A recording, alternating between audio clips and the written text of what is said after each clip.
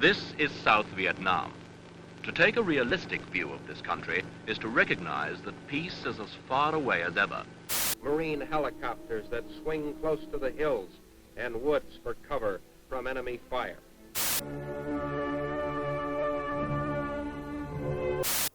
Can't say I ever had an unproud moment as a Marine.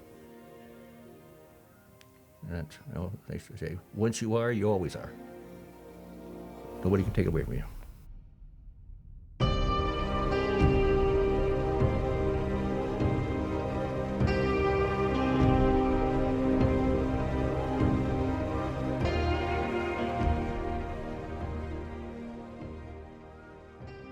I was born in Michigan in May 4th, 1943.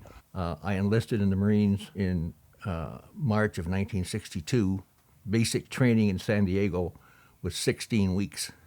Then you go to advanced infantry training where they teach you how to use all the weapons. So that if you're in war and you come across a bazooka, you know how to use it. You come across a flamethrower, you know how to use it. And the only thing I didn't want to do when we went through our advanced infantry training was being in a flamethrower section. And that's where I went.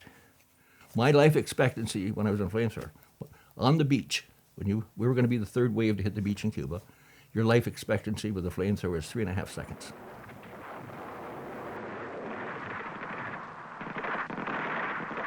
I was due to get out in March, and then the government put an involuntary extension on all Marine and naval personnel of 6 months. So that gave me enough time that I had to go. So I landed in Vietnam the week I was supposed to get out. We landed at Chu Lai, which is about halfway up the Vietnam coast. All that little stuff that I knew from training, all the kids, those 6 bunkers, none of those kids ever had that training. They came from the States right to Vietnam, and they get a chance of getting any jungle training. So you try and teach all those kids as much as you can, as fast as you can. And my rule was, nobody on my unit dies.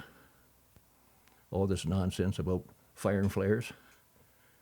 I put 5 tracers in my rifle, and I said, you see those tracers go, you open up with your machine guns. I'll take responsibility, but none of you kids are dying. You get attached, to people.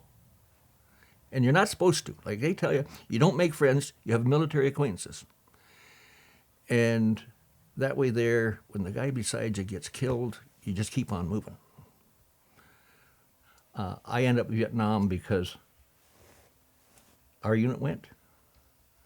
Everybody, now there were some of the guys said, oh, you can file for alien separations, they can't make you go. And I said, I didn't sign on just for the good times. Okay? When I put my name to something, it's like when I shake your hand. If I tell you I'll do something and I shake your hand, that means it's going to get done.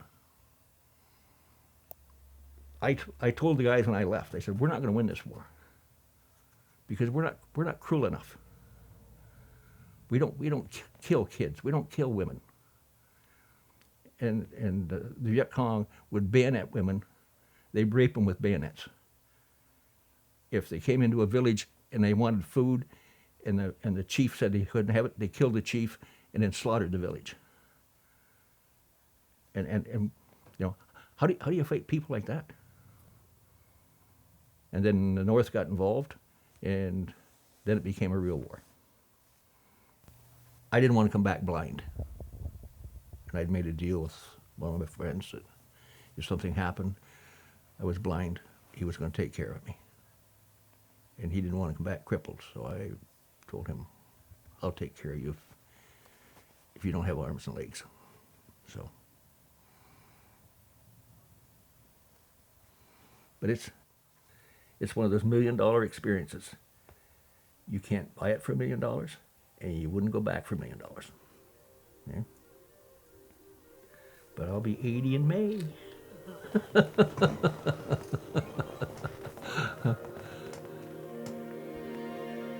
Time to change things. We're going to do some travel.